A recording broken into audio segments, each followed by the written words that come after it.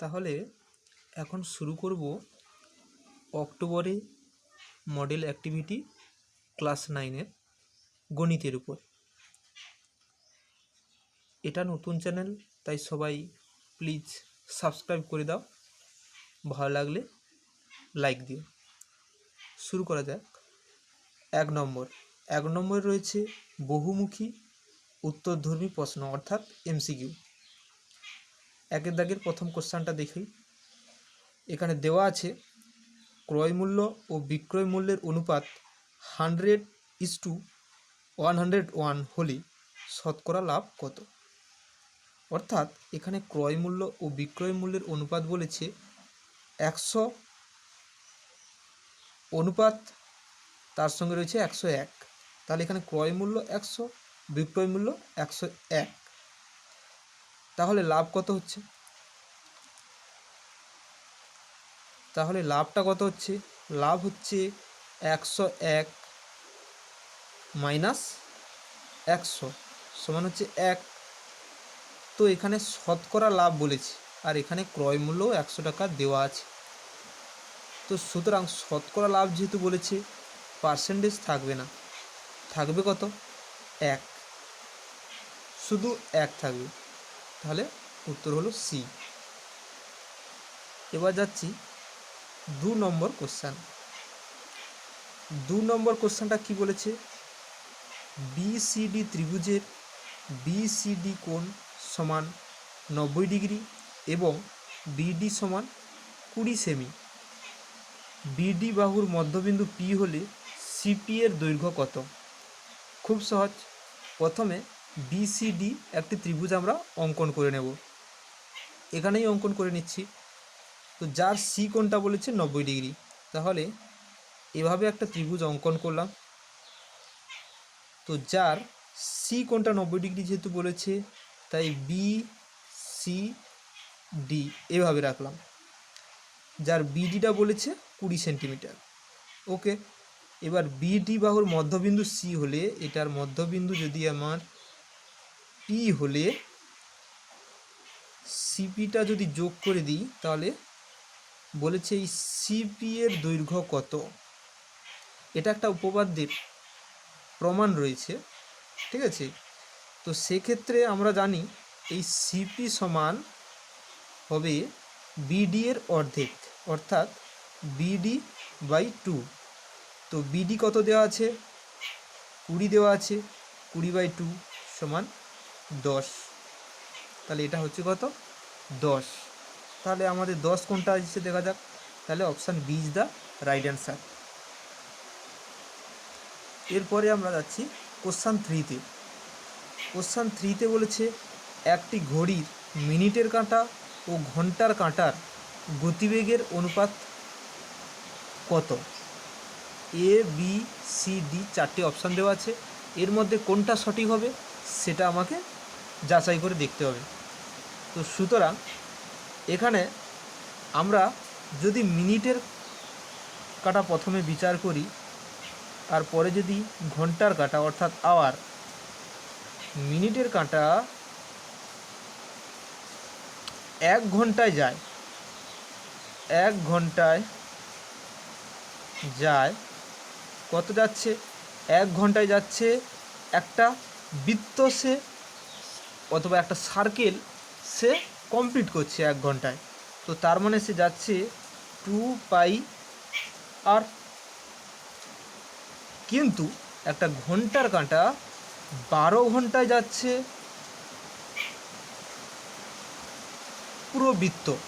পুরো বৃত্ত বা একটা সার্কেল ক্রস করছে 12 ঘন্টায়। তো সুতরাং 12 ঘন্টায় সে যাচ্ছে কত? সেটা হচ্ছে 2πr।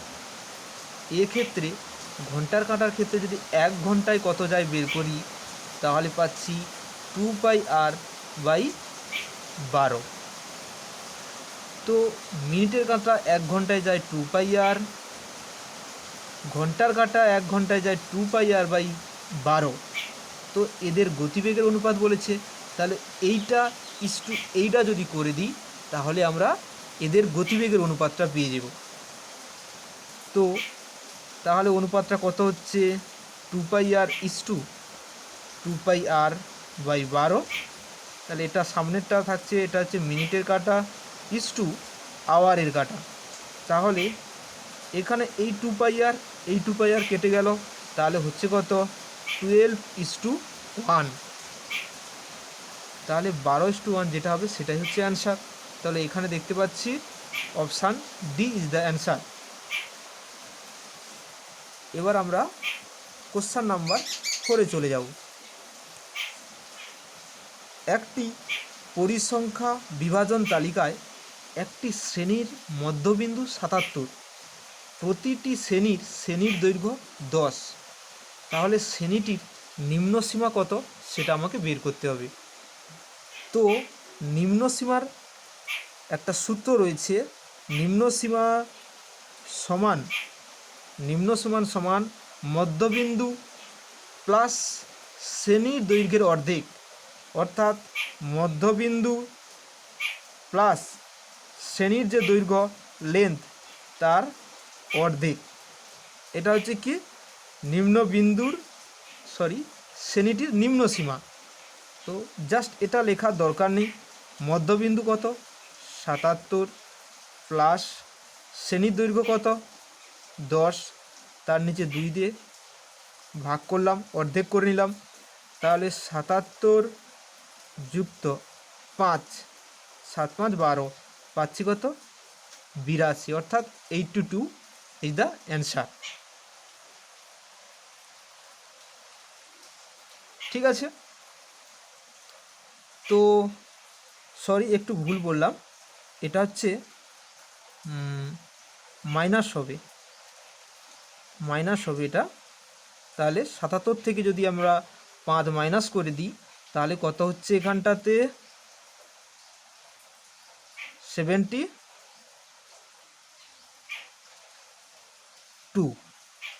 তাহলে 72 ইজ দ্য রাইট অ্যান্সার। একটু ভুল হয়ে গেছিল। নেক্সট রয়েছে সত্য মিথ্যা। একটি বৃত্তের পরিধি ও একটি বর্গক্ষেত্রের পরিসীমা সমান হলে বৃত্তের ব্যাসার্ধ ও বর্গক্ষেত্রের বাহুর দৈর্ঘ্যের অনুপাত হবে π/2। এটা সত্য কি মিথ্যা সেটা আমাদের যাচাই করতে হবে। তো দেখা যাক। তো আমরা বৃত্তের পরিধি সমান জানি কত 2πr, বর্গক্ষেত্রের পরিসীমা জানি সমান কত 4a, যেখানে এ হলো বর্গক্ষেত্রের বাহু। তো এই দুটো কি বলেছে সমান বলেছে, তা আমি এখানে সমান চিহ্ন বসিয়ে দিলাম। তো এখন বলেছে যে বৃত্তের ব্যাসার্ধ ও বর্গক্ষেত্রের বাহুর দৈর্ঘ্যের অনুপাতটা কত হবে π/2 হবে। এটা আমাকে দেখাতে হবে। তো এখানে যদি কাটাকাটি করে নিই তাহলে 2 দুনে 4 হয়ে যাচ্ছে। তো এখান থেকে আমরা পেয়ে যাচ্ছি যদি ব্যাসার্ধ বাই বর্গক্ষেত্রের বাহু করে দিই তাহলে হচ্ছে 2/π হচ্ছে, কিন্তু এখানে দেওয়া আছে π/2, তাহলে এটা ভুল দেওয়া আছে। তো সুতরাং এটা হচ্ছে ফলস। এবার এর পরের কোশ্চেনটি রয়েছে 2-এর দাগে। 10% ছাড় দিয়ে বিক্রি করায় একটি বইয়ের বিক্রয় মূল্য হয় 900 টাকা, বইটির ধার্য মূল্য হয় 1000 টাকা। তো এটা দেখতে হবে সঠিক কিনা। মানে 10% ছাড় দিয়ে বিক্রি করায় একটি বইয়ের বিক্রয় মূল্য হয় 900 টাকা, বইটির ধার্য মূল্য হয় যখন 1000 টাকা। কত পার্সেন্ট ছাড় দিয়েছে 10% ছাড় দিয়েছে, মানে 100-র উপরে 10 টাকা ছাড়, তাহলে 90-তে বিক্রি হয়েছে এই ধার্য মূল্যের উপরেই। তাহলে আমরা করতে পারি 1000 ইন্টু 10% ছাড় দিয়েছে মানে 90-তে বিক্রি করেছে, তাহলে 90 গুণ করলাম নিচে 100, মানে 100-র উপরে 90-তে বিক্রি করেছে 10% ছাড় দিয়ে। তাহলে এটা কাটাকুটি করে নিই, এটা কেটে গেল, তাহলে হচ্ছে 900 টাকা। তো এখানে ঠিকই দেওয়া আছে বিক্রয় মূল্য 900 টাকা, তাহলে এটা হচ্ছে সত্য, ট্রু।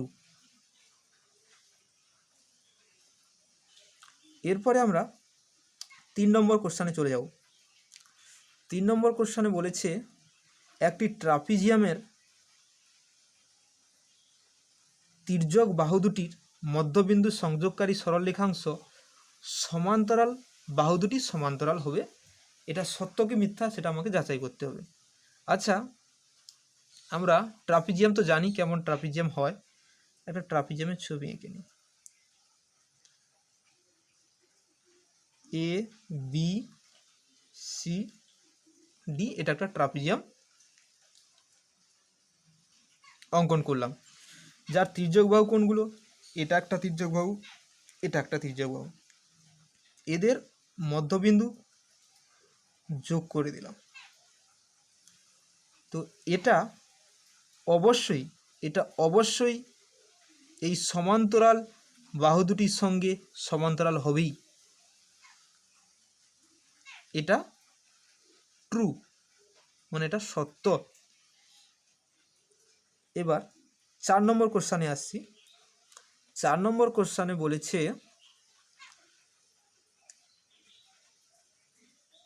4 নম্বর কোশ্চানটা কি বলেছে? কোনো শ্রেণী বিন্যাসিত রাশিতত্ত্বের কোনো শ্রেণীর শ্রেণী পরিসংখ্যা ও মোট পরিসংখ্যার অনুপাতকে ওই শ্রেণীর পরিসংখ্যা ঘনত্ব বলা হয়। মানে এটা একটা ডেফিনেশন বা সংজ্ঞা দেওয়া আছে। কার সংজ্ঞা দেওয়া আছে? না, পরিসংখ্যা ঘনত্বের সংজ্ঞা দেওয়া আছে। কিন্তু এই সংজ্ঞাটি সম্পূর্ণরূপে ভুল। কারণ পরিসংখ্যার যে ঘনত্ব সমান আমরা জানি, আমি লিখে দিচ্ছি পরিসংখ্যার ঘনত্বের সূত্রটা। পরিসংখ্যা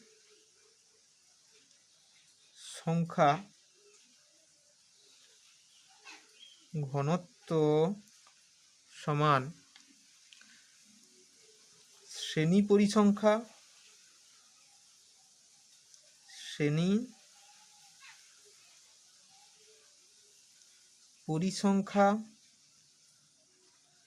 বাই শ্রেণী দৈর্ঘ্য।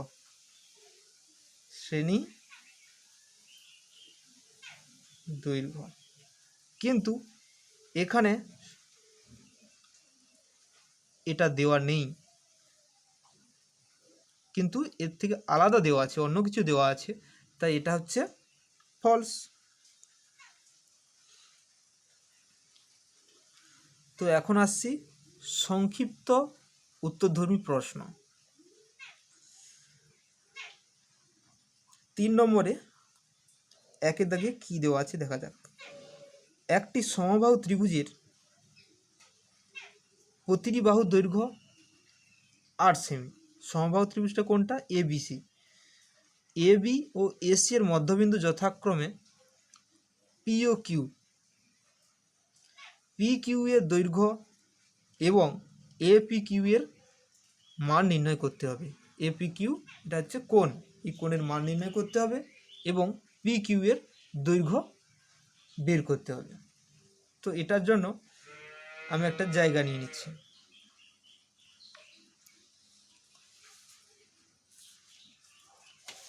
তো এখানে আমি তো একটা ত্রিভুজ অঙ্কন করছি, যেটা দেওয়া আছে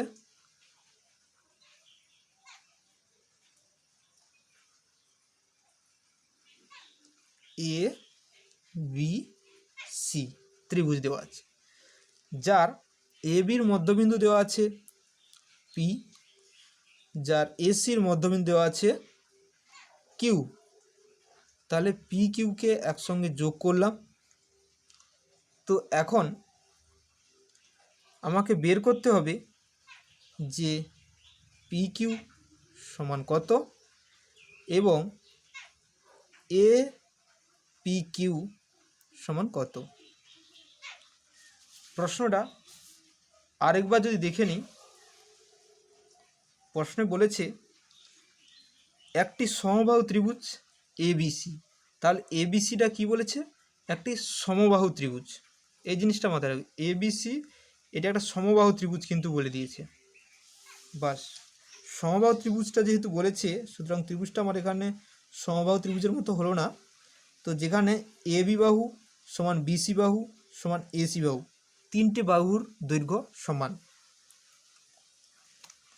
এখন এখন এই পি কিউ সমান আমরা জানি, এই পি কিউ সমান আমরা জানি কি, যে বিসি তার ঠিক অর্ধেক হয়। কেন হয়? এটা একটা উপপাদ্যের প্রমাণ রয়েছে। কোনো ত্রিভুজের দুটি বাহুর মধ্যবিন্দুর সংযোজক সরলরেখা তৃতীয় বাহুটির দৈর্ঘ্যের অর্ধেক হয়। তো এখানে দুটো বাহু এ বি এবং বিসি, তাদের মধ্যবিন্দুর সংযোগ সরলরেখা হলো পি কিউ, তৃতীয় বাহু হচ্ছে বিসি, তার ঠিক অর্ধেক হচ্ছে। তো আমরা এখানে বিসি সমান কত জানি না, বিসি সমান এখানে দেওয়া আছে 8 সেমি, সেটা বাই 2 সমান হচ্ছে কত 4 সেমি, মানে 4 সেন্টিমিটার। মানে এগুলো প্রত্যেকটা দেওয়া আছে 8 সেমি করে, এটাও 8 এটাও 8, প্রত্যেকটা 8 করে দেওয়া আছে। তা হয়ে গেল। তাহলে প্রথম প্রশ্নের উত্তর আমরা পেয়ে গেলাম। দ্বিতীয় নম্বর প্রশ্ন কি বলেছে, এ পি কিউ এর মান কত, মান নির্ণয় করতে বলেছে। তো যেহেতু ত্রিভুজ এবিসি হলো সমবাহু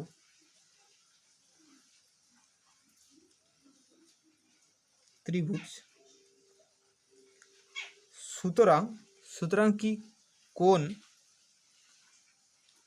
এবিসি অবশ্যই 60 ডিগ্রি হবে, কারণ সমবাহু ত্রিভুজের প্রত্যেকটি কোণের মান 60 ডিগ্রি।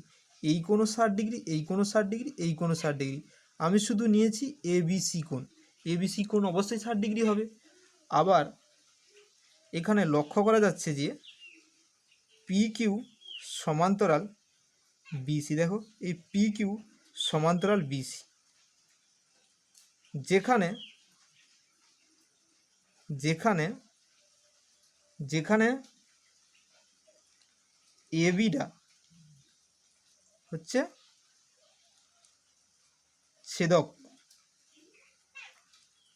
ছেদ করেছে, বা ভেদক হিসেবে বলা যেতে পারে একে, ভেদক। এত কিছু লেখার দরকার নেই। তো পরিষ্কার এখানে লক্ষ্য করতে পারছি এটা এবং এটা দুটো অনুরূপ কোণ। তো সুতরাং এই কোণটা যদি 60 ডিগ্রি হয়, এটাও অবশ্যই 60 ডিগ্রি হবে। তো সেই হিসেবে আমরা লিখতে পারি এবিসি কোণ সমান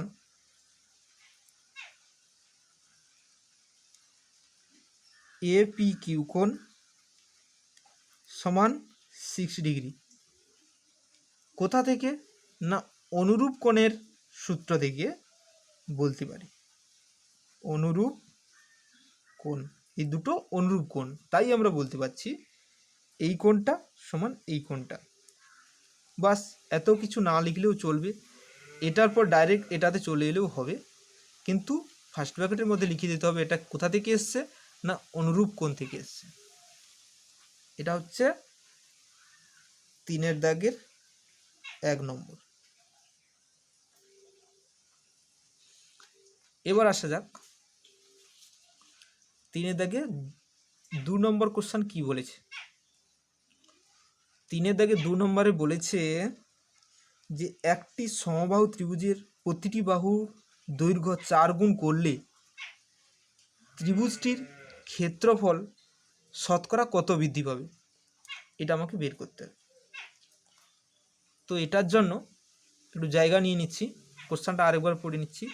একটি সমবাহু ত্রিভুজের প্রতিটি বাহুর দৈর্ঘ্য 4 গুণ করলে ত্রিভুজটির ক্ষেত্রফল শতকরা কত বৃদ্ধি পাবে। তাহলে ত্রিভুজটির ক্ষেত্রফলে প্রথমে নিয়ে নেব, তারপরে তার বাহুটিকে 4 গুণ বাড়িয়ে দেব, তখন একটা ক্ষেত্রফল পাবো।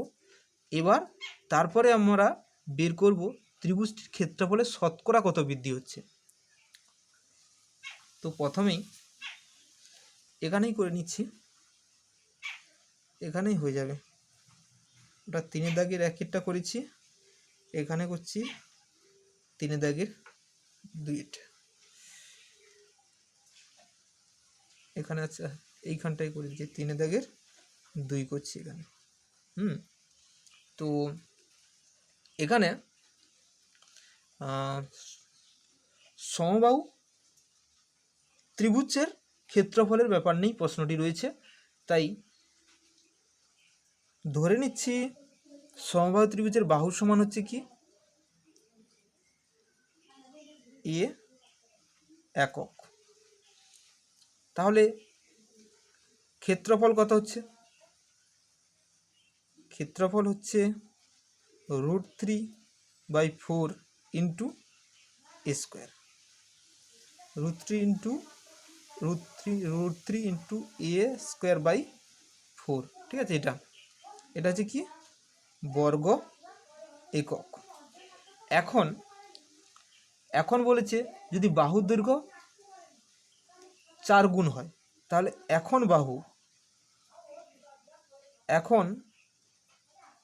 বাহু সমান হচ্ছে কত? 4 গুণ 4 ইন্টু এ সমান 4 এ একক। ঠিক আছে, 4 এ একক। তাহলে এখন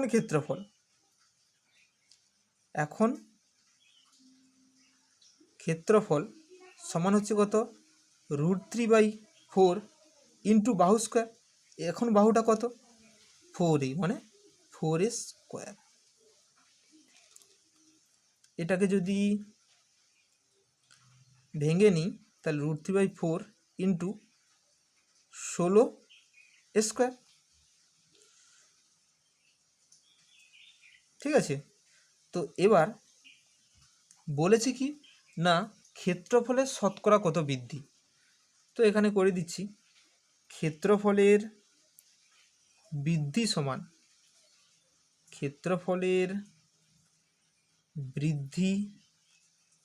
সমান কত হচ্ছে না, এখন হয়েছে √3/4 ইন্টু 16 স্কোয়ার মাইনাস আগে কত ছিল?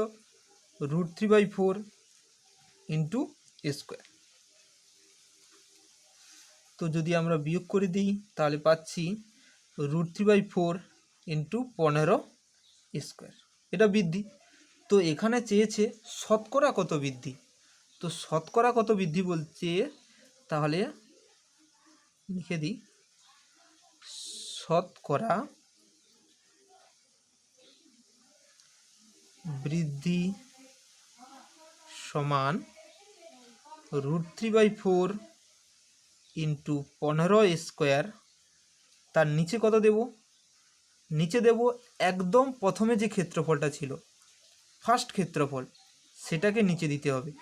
√3/4 ইন্টু এ স্কোয়ার কিন্তু শতকরা বৃদ্ধি বলেছে, তার জন্য এখানে 100 গুণ করতে হবে। তো এখানে √3/4 কেটে গেল, স্কোয়ার কেটে গেল, তাহলে পাচ্ছি কত? 1500। তাহলে কত পাচ্ছি? 1500 পাচ্ছি। তো তাহলে কত বৃদ্ধি পেয়েছে? শতকরা কত বৃদ্ধি পেয়েছে ক্ষেত্রফল? তাহলে ক্ষেত্রফলের শতকরা কত বৃদ্ধি হলো না 1500 হলো। 1500, এটাই হচ্ছে অ্যান্সার। তাহলে শতকরা বৃদ্ধি হচ্ছে 1500। আচ্ছা, এর পরের কোশ্চেনে আসছি। এর পরের কোশ্চেন বলেছে নিচের পরিসংখ্যা বিভাজন ছকের আয়তলেখ অঙ্কন করো। খুব সহজ, আমি এটা জাস্ট দেখিয়ে দিচ্ছি কেমন করতে হবে।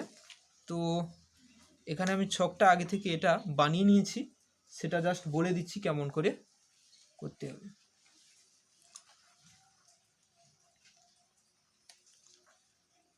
ফার্স্ট কোশ্চেনটা সামনে রেখে আমি করে দিচ্ছি। এখানে তোমরা লক্ষ্য করো, প্রথমে রয়েছে শ্রেণী। তো আমি এখানে শ্রেণী লিখলাম। এরপরে লিখব শ্রেণী সীমা। শ্রেণী সীমা। এরপরে লিখব পরিসংখ্যা।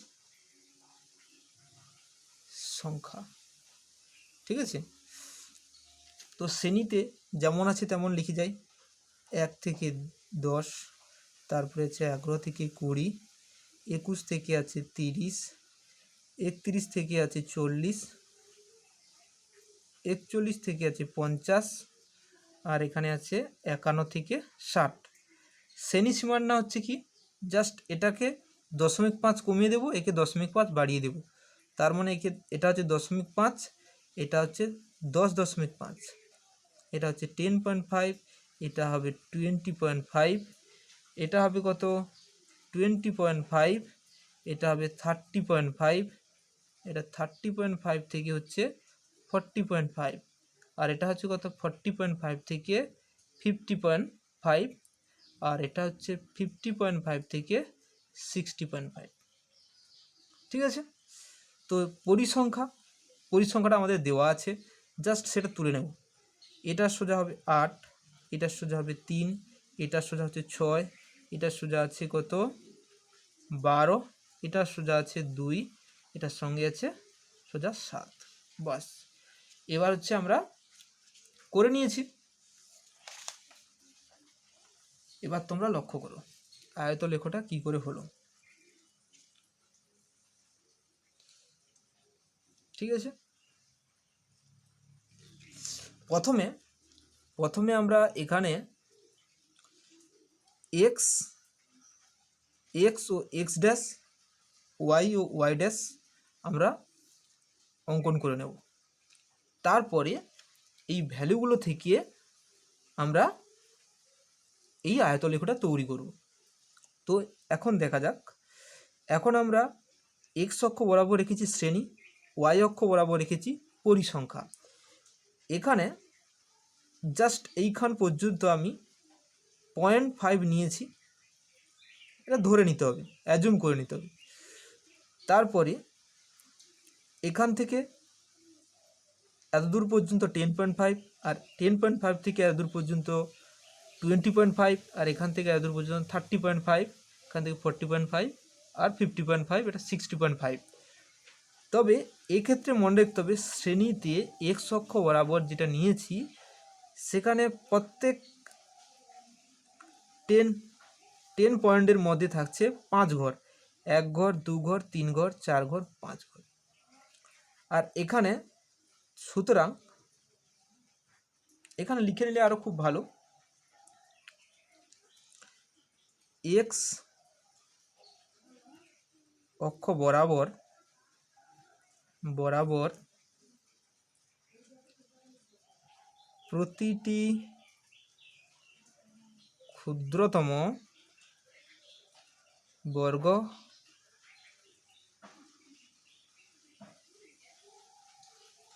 ক্ষেত্রের বাহুকে 2 একক এবং ওয়াই অক্ষ বরাবর প্রতিটি বাহুকে 1 একক ধরব। এটা লিখে নিলে খুব ভালো, এক্স অক্ষ বরাবর। তো এখানে দেখে যাও 10 পয়েন্ট আমরা 5 ঘর নিয়েছি, মানে প্রত্যেকটা ঘর 2 পয়েন্ট করে নিয়েছি, মানে 2 একক করে নিয়েছি। এখানে হচ্ছে 1 এক করে, কোনো অসুবিধা নেই। তো এরপরে যেমন দেওয়া আছে ঠিক তেমন করেই অঙ্কন করেছি। প্রথমে বলে দেওয়া আছে 0.5 থেকে, মানে এখানে 0.5 থেকে 10.5 নিয়ে নিয়েছি, তারপরে 10.5 থেকে এটা নিয়েছি, এভাবে নিয়ে।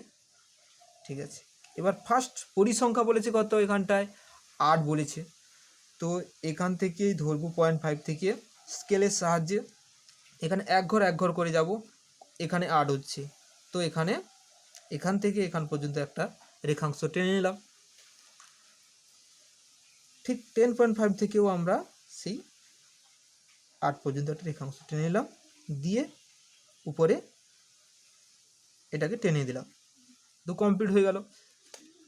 তারপরে বলেছে 10.5 থেকে 20.5 এর মধ্যে রয়েছে পরিসংখ্যা 3, একই রকম এখান থেকে এখানে, তাই এখানে প্রথমে টেনে নিলাম, তো 3 পর্যন্ত যেতে হবে, তাহলে এখান থেকে 1 2 3 এলাম, এখানে 3 পর্যন্ত গিয়ে উপরে টেনে দিলাম। জাস্ট এইভাবে করতে পারবে, খুব সহজ, খুব ইজি।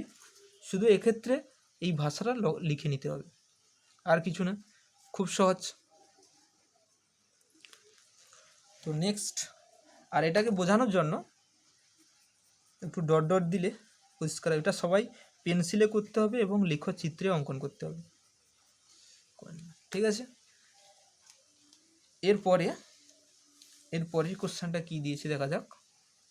এরপরের কোশ্চেন দিয়েছে 5 নম্বরে, যুক্তি দিয়ে প্রমাণ করো যে একই ভূমি ও একই সমান্তরাল সরল রেখাংশ যুগলের মধ্যে অবস্থিত ত্রিভুজের ক্ষেত্রফল সামান্তরিক আকার ক্ষেত্রের ক্ষেত্রফলের অর্ধেক। আচ্ছা, এই যে উপপাদ্যটা দিয়েছে এটা হচ্ছে বইতেই রয়েছে, এটার পেজ নম্বর হচ্ছে 182 পেজ নম্বরে রয়েছে। কত নম্বর? 24 নম্বর উপপাদ্য, ঠিক আছে। Thank you all.